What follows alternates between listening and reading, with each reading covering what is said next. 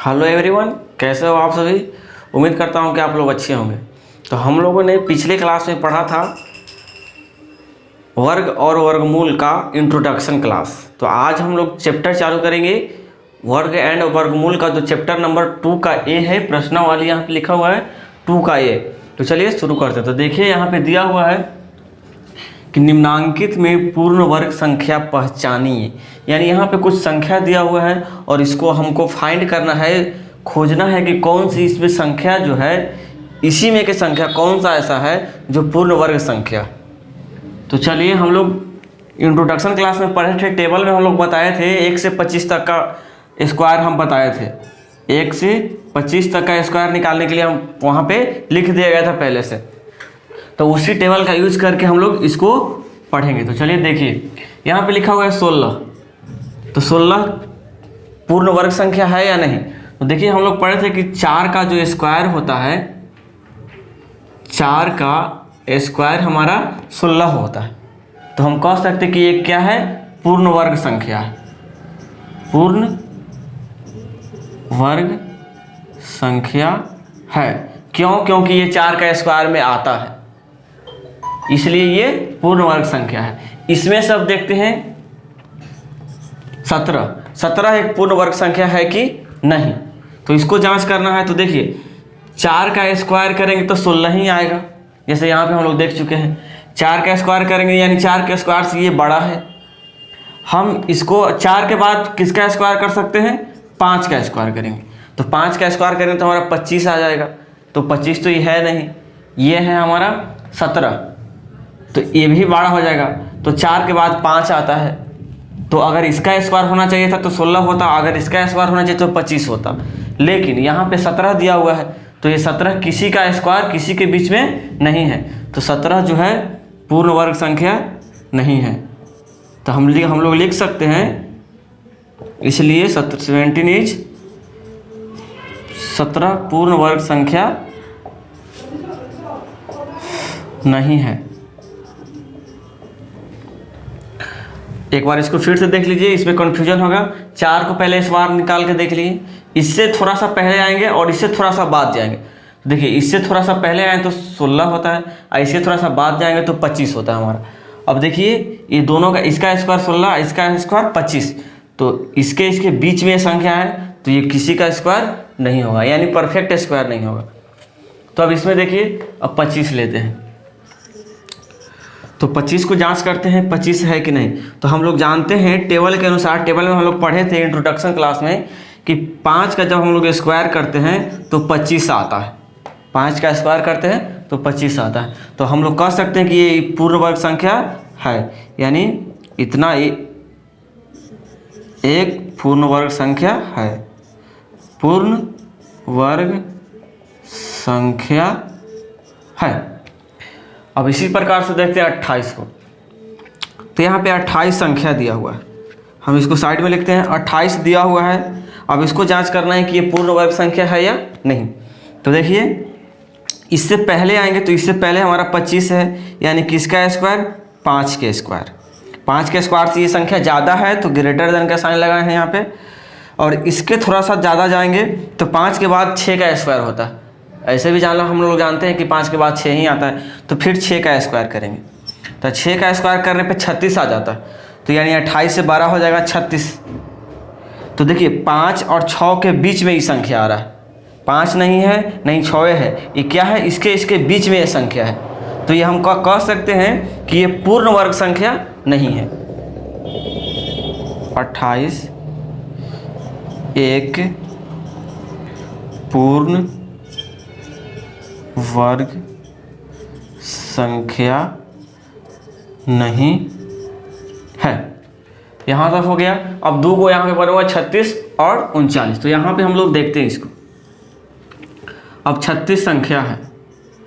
तो देखिए, हम लोग टेबल के अनुसार जान सकते हैं, पढ़ चुके हैं कि 6 का स्क्वायर यानी 6 का स्क्वायर 36 होता है। तो हम लोग कह सकते हैं,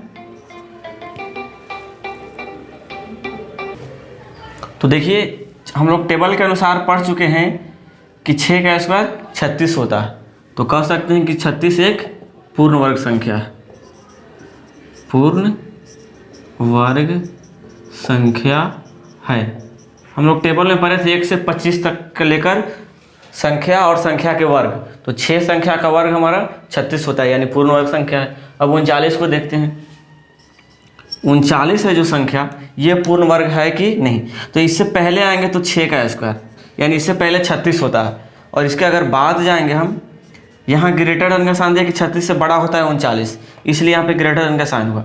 अब इसके बाद क्या, 6 के बाद 7, तो 7 का हमारा होता है 49, यानी 7 का अगर हम स्क्वायर लिखेंगे यहाँ पे तो 7 का होता है 49, तो 39 से भी ज़्यादा है 49। अब देखिए 6 और 7 के बीच में ये संख्या आ रहा है, तो बीच में जब संख्या आएगा तो हमारा पूर्ण वर्ग संख्या नहीं होगा, पूर्ण वर्ग संख्या नहीं है। तो देखिए इसमें बोला था कि कौन कौन सा पूर्ण वर्ग संख्या है, तो हमारा 16 हो जाएगा, 25 हो जाएगा और 36। तो लास्ट में हम लिख सकते हैं अतः 16, 25 और 36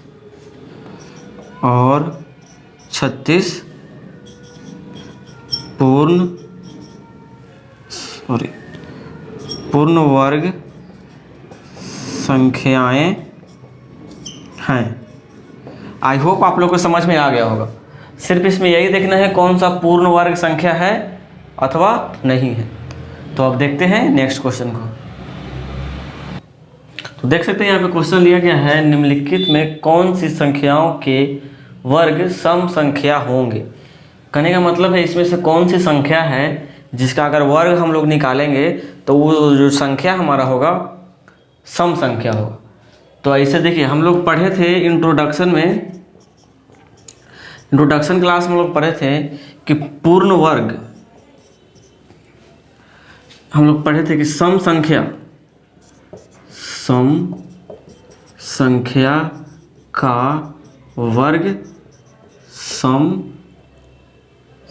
संख्या होता है। हम लोग पढ़े थे इंट्रोडक्शन क्लास में कि सम संख्या का वर्ग सम संख्या होता है और विषम संख्या का वर्ग विषम संख्या होता है। तो इसमें पूछा है कि कौन सा संख्याओं के वर्ग सम संख्या होंगे। तो इसमें से फाइंड करना है कि सम संख्या पूछ रहा है, तो सम संख्या किसका इसमें से होगा। तो देखिए सम संख्या का वर्ग निकालेंगे तो हमारा सम संख्या होगा इंट्रोडक्शन क्लास के अनुसार। तो देखिए इसमें आप चूज करके कौन कौन सी इसमें जो संख्या दिया हुआ है सम संख्या है। तो अगर सम संख्या की बात किया जाए, सम संख्या की बात कर लिया जाए, तो यहाँ पे हमारा हो जाएगा 16, 138 और 524। इसके अनुसार विषम संख्या की बात कर लिया जाए तो हमारा हो जाएगा 21, 123 और 425। लेकिन यहाँ पे हमारा पूछा है कि वर्ग सम संख्या होंगे, यानी सम संख्या का वर्ग निकालना है। तो हमारा ये वाला संख्या आंसर हो जाएगा, इतना और 138 और इतना, ये सभी सब सम संख्या दिया हुआ है। तो हम लोग कह सकते हैं कि सम संख्या का वर्ग सम संख्या होता है, इतना इतना इतना और के का वर्ग सम संख्या होगा। आई होप आप लोग को समझ में आया होगा। सिर्फ इसमें यही ध्यान देना है कि कौन सी संख्या का वर्ग सम संख्या होगा। तो हम लोग पढ़ चुके हैं पहले कि सम संख्या का वर्ग सम संख्या होता है, जिसमें सम संख्या अलग कर लेंगे, विषम संख्या अलग कर लेंगे। सम संख्या हमारा ये हो गया, यानी इसका वर्ग हम लोग निकालेंगे तो वो भी हमारा सम संख्या होगा। आई होप समझ में आया होगा। तो अब देखते हैं नेक्स्ट क्वेश्चन को। तो देखिए यहाँ पे क्वेश्चन लिया गया है 3rd नंबर का, 2nd और 1st हो गया। तो यहाँ 3rd नंबर क्वेश्चन में बोला गया है कि निम्नांकित में कौन सी संख्याएं विषम संख्याएं हैं। इसमें से चूज करना है कौन सी संख्याएं विषम हैं। तो देखिए जो डॉट से डिवाइड होता है, हम सम संख्या और विषम संख्या का डिफिनेशन बता चुके हैं, परिभाषा। जो 2 से कट जाता है सम संख्या हो जाएगा, और 2 से नहीं कटेगा विषम संख्या हो जाएगा। तो पहले लिखते हैं सम संख्या। सम संख्या अगर इसमें से चूज करेंगे तो कौन कौन हो जाएगा, 22 का स्क्वायर, 124 का स्क्वायर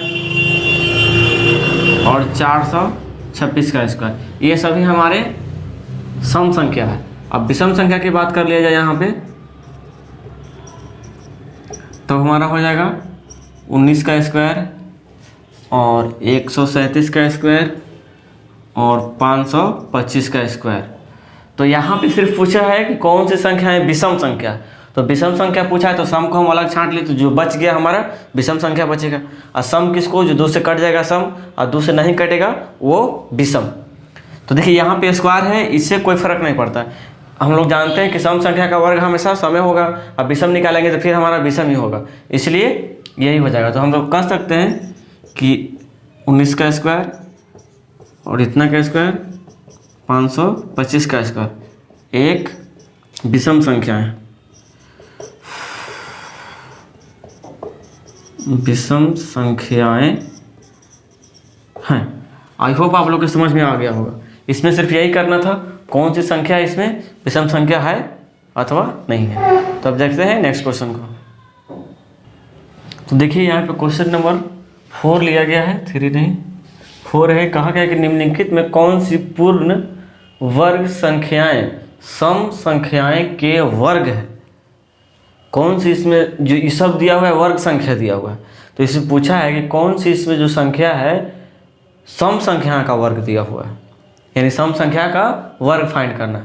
तो हम लोग पढ़े हैं इंट्रोडक्शन क्लास में कि सम संख्या का वर्ग सम होता है और विषम संख्या का वर्ग विषम होता है। यहाँ पे सभी संख्या का वर्ग दिया हुआ है, तो पहले हम फाइंड करेंगे कि सम संख्या कौन सा है इसमें। पहले देखते हैं सम संख्या। तो जब सम संख्या आते हैं तो ये हो जाएगा हमारा 2 से कट जाएगा, ये भी 2 से कटेगा, ये नहीं कटेगा, ये कट जाएगा। ये सभी यहाँ पे जो संख्या दिया हुआ है पूर्ण वर्ग संख्या है, सभी का वर्गमूल निकल जाएगा। अब पूछा है कि पूर्ण वर्ग संख्याओं का वर्ग है, तो देखिए बाकी तो जो बच गया ये बच गया, वो सब बच गया, तो वो बच गया विषम संख्या।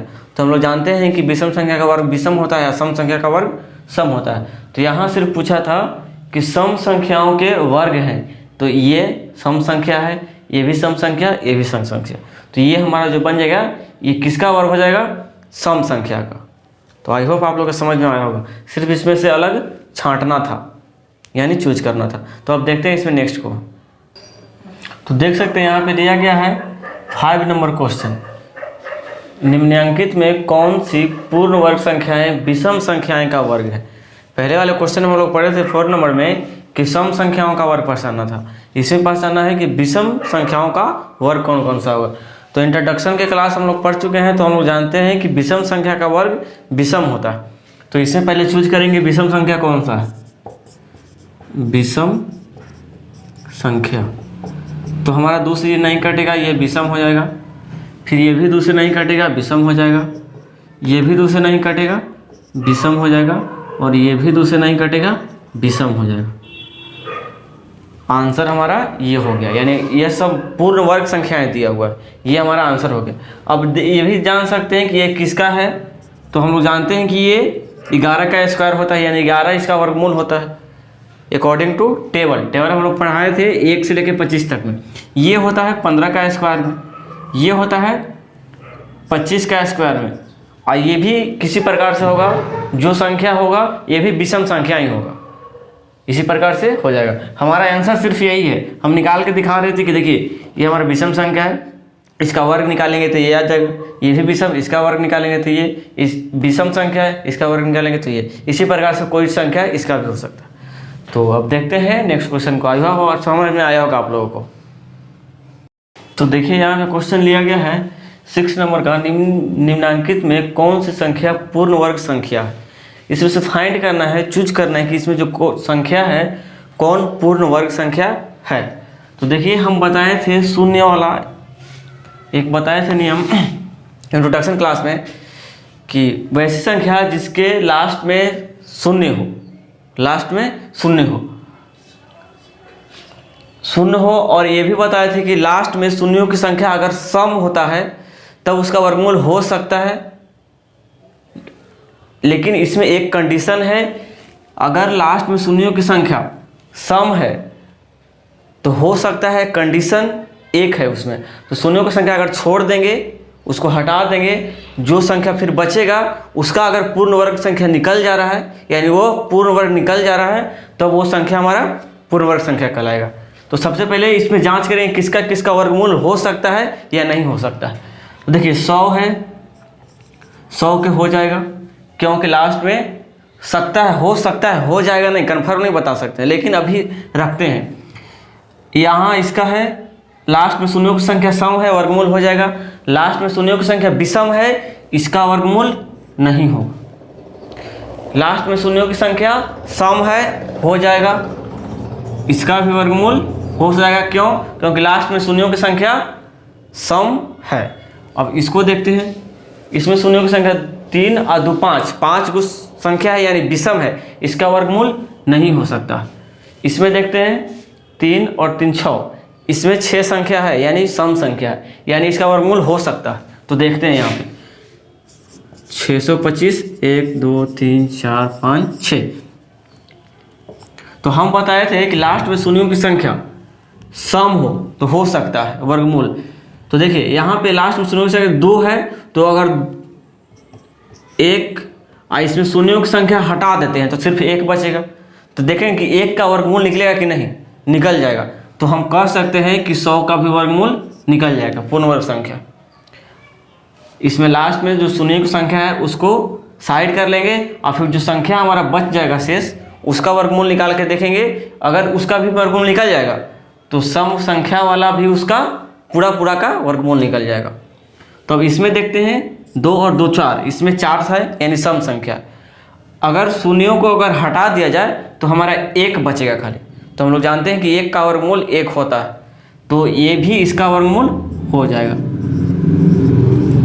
4 संख्या है, अगर वर्गमूल की बात कर लिया जाए तो ये 10 का हो जाएगा, और ये है वर्गमूल अगर इसका निकाला जाए तो ये 10 का हो जाएगा, और ये हमारा हो जाएगा 100 का। अब इसी प्रकार से इसको जांच करते हैं। इसमें शून्यों की संख्या 3 और 3 6 यानी सम संख्या है, यानी वर्गमूल हो सकता है। अगर शून्यों की संख्या को अगर हम छोड़ देंगे तो हमारा बचेगा 625। साइड कर लेंगे शून्यों को, सिर्फ इसको रखेंगे तो 625 होगा। तो इसको पहले जांच करेंगे कि इसका वर्गमूल निकलता है कि नहीं। तो हम लोग जानते हैं कि इसका वर्गमूल 25 होता है, तो हम कह सकते हैं कि टोटल संख्या का वर्गमूल निकल जाएगा। तो इसको अगर वर्गमूल निकाला जाए, जैसे इस पे 6 0 है, इसका अगर वर्गमूल निकाला जाए तो हमारा हो जाएगा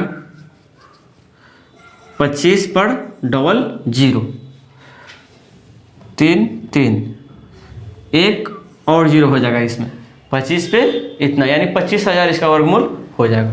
तो यही इसमें से चूज करना था कि कौन सी जो संख्या है पूर्ण वर्ग संख्या है। आई होप समझ में आया होगा। तो अब देखते हैं नेक्स्ट क्वेश्चन को। तो देखिए यहाँ पे क्वेश्चन लिया गया 7 नंबर का। इसमें बोला है कि रिक्त स्थानों को पूर्ति करें जिससे कि कथन सत्य हो जाए। यानी इसमें कौन सा ऐसा वैल्यू भरेंगे कि इसका जो है कथन सत्य हो जाएगा, यानी A B side equal, A B side equal.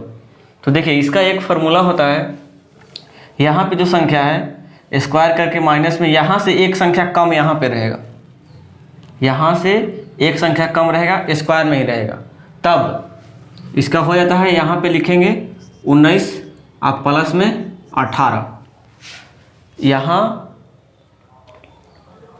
19 है, इससे एक संख्या यहाँ कम रहना चाहिए और दोनों स्क्वायर में रहना चाहिए, यहाँ पे माइनस में, ये कंडीशन है।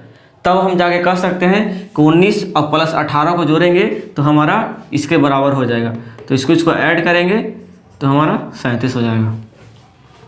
अब इसी प्रकार से इसको देखते हैं। तो यहाँ तो 24 25 है, तो हम बताएं कि यहाँ से इसमें होता है एक कम होना चाहिए। तो यहाँ 25 है तो यहाँ पे कितना होना चाहिए, 24 होना चाहिए। यहाँ पे स्क्वायर था, सॉरी, तो यहाँ 24 होना चाहिए। अब देखिए इसको अगर ऐड करेंगे तो हमारा इतना हो जाएगा। इसको हम जोड़ के भी लिख सकते हैं। तो देख सकते हैं यहाँ पे अब है, तो यहाँ 132 है, यहाँ 131, यानी इससे एक कम यहाँ पड़ी है, तो फॉलो कर रहा है। तो इसको आप प्लस इसको, यहाँ पे दोनों में स्क्वायर भी है, तो हम कह सकते हैं कि यहाँ पे 132 आप प्लस में 131, इसको जोड़ कर भी लिख सकते हैं या ऐसे के ऐसे भी छोड़ सकते हैं। यहाँ पे जोड़ कर भी लिख सकते हैं। इसको अगर ऐड करेंगे हम लोग तो 3 और 6 और 2 263 हो जाएगा। इसमें भी जोड़ सकते हैं हम लोग, तो 9 और 4 49 हो जाएगा। अब देखते हैं इसमें इसमें यहाँ पे दिया हुआ 419, तो 419 यानी कम करके दिया हुआ है, तो एक बढ़ा के करेंगे यहाँ पे, तो यहाँ पे हमारा 420 हो जाएगा। क्या हो जाएगा? 420। इसी प्रकार से इसको अगर जोड़ेंगे तो ये इतना हमारा आ जाएगा, जोड़ के चेक कर सकते हैं इसको और इतना को, 9 और 3 और 8 देख सकते हैं, इसको ऐड किए तो इतना आ गया। आई होप आप लोग को समझ में आया होगा। तो अब देखते हैं नेक्स्ट क्वेश्चन को। तो देख सकते हैं यहाँ पे 8 नंबर क्वेश्चन लिया गया है, सरल कीजिए, इतना इतना संख्या है और इसको हल भी करना है और इसको बताना है कि ये संख्या पूर्ण संख्या है कि नहीं। सोल्व भी करना है और बताना है कि पूर्ण संख्या है कि नहीं। तो चलिए देखते हैं इसको। यहाँ पे है 10 का स्क्वायर, सॉरी यहाँ पे 11 है, पहले 11 का स्क्वायर 10 का स्क्वायर, यहाँ पे है 8 का स्क्वायर माइनस 7 का स्क्वायर। तो देख सकते अभी फार्मूला हम बताए थे कि इससे अगर कम रहेगा तो इसको प्लस किया जाता है, तो कर सकते हैं 11 प्लस 10। इसको करेंगे तो ये भी इससे एक कम है, दोनों का स्क्वायर है, साइन भी माइनस है, कंडीशन सेटिस्फाइड है, तो हम लोग कर सकते हैं 8 प्लस 7।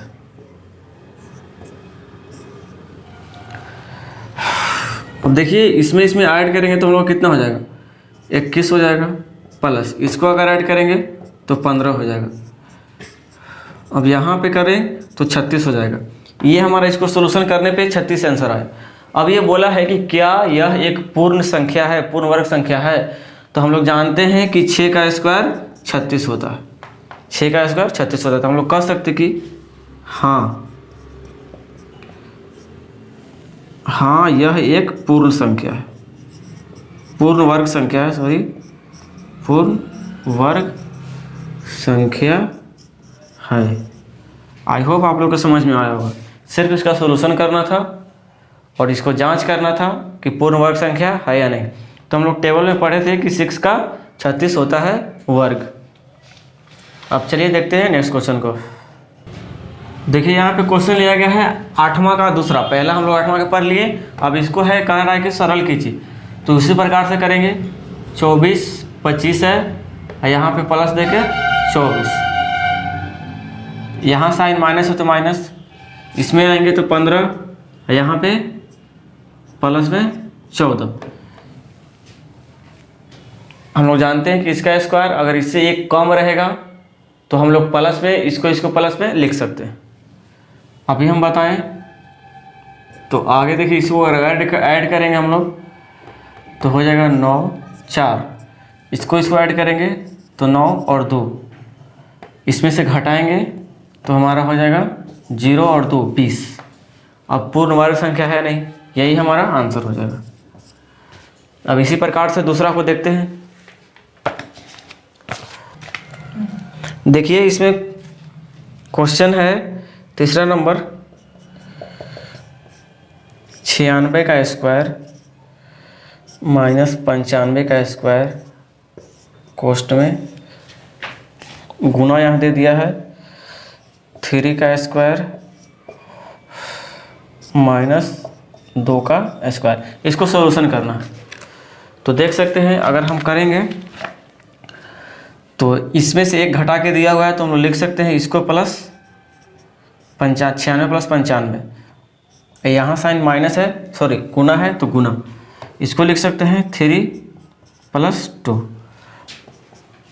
अगर ऐड करेंगे तो 11 18 1 19 गुना, इसको ऐड करेंगे तो 5, इसमें सिर्फ से गुना करेंगे हम लोग तो 5 45 का 5 हाथ में 4, यहाँ से हो जाएगा 5 4 9, ये हमारा इसका आंसर हो जाएगा।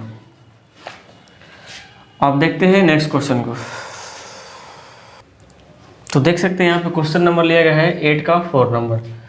तो उसी प्रकार से दिया हुआ है, एक कम करके इसका भी स्क्वायर, इसका भी और माइनस में, तो हम लिख सकते हैं 11 प्लस 10, यहाँ डिवाइड है तो डिवाइड का साइन देंगे, यहाँ पे लिख सकते हैं 4 प्लस 3,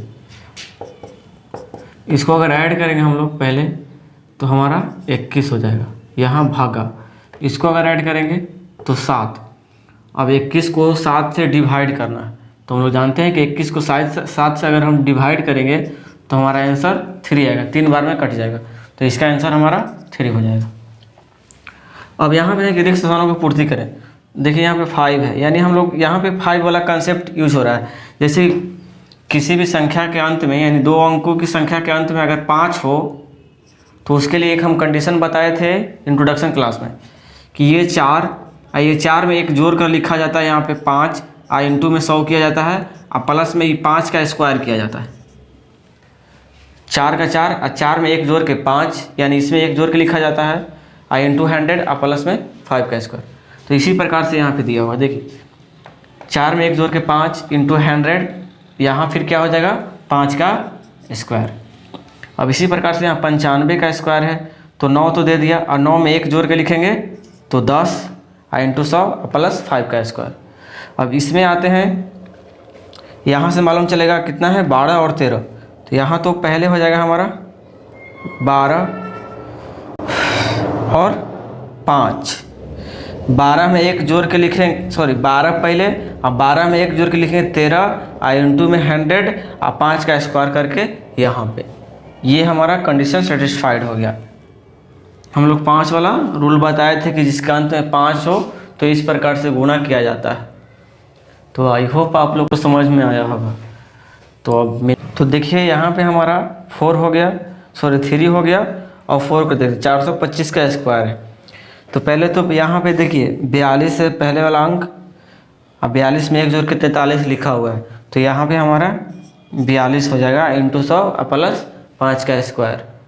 ये समझ में आ गया। देखिए पहले 2 अंक को लेंगे सबसे पहले, तो इसमें अगर 2 अंक रहेगा तो पहला अंक लेंगे, 3 अंक रहेगा तो 2 अंक लेंगे, ये ध्यान में रखना। तो 2 अंक तो 42 में एक जोड़ेंगे तो 43, और गुणा करेंगे 100 से, अब 5 का फिर लास्ट में स्क्वायर। अब यहाँ पे देखते हैं, यहाँ पे 3 अंक है, 4 अंक है, तो लास्ट में एक के बाद डायरेक्ट लेंगे 3 अंक।